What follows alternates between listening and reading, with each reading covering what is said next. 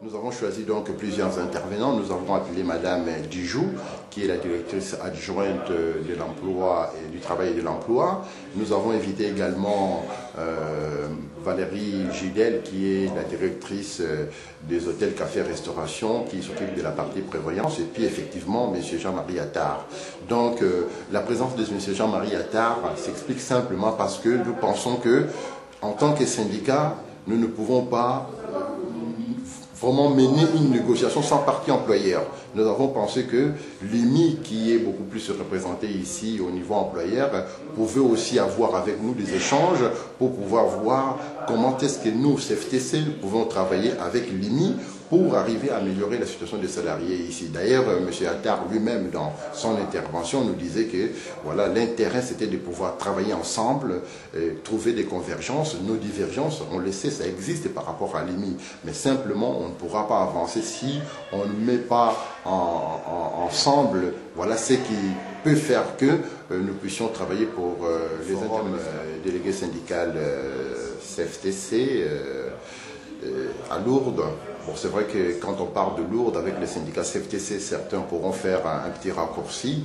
Lourdes avec un syndicat chrétien, mais ce n'est pas ça vraiment qui nous a préoccupé davantage, mais simplement le fait de savoir que Lourdes est quand même le deuxième bassin d'emploi au niveau de l'hôtellerie-restauration.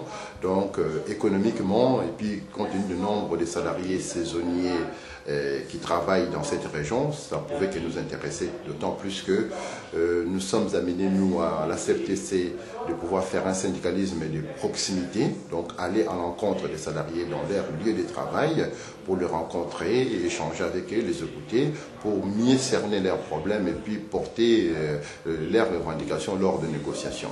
Donc il y a cet enjeu-là qui nous a amené vraiment en premier à pouvoir organiser ces forums à Lourdes ici.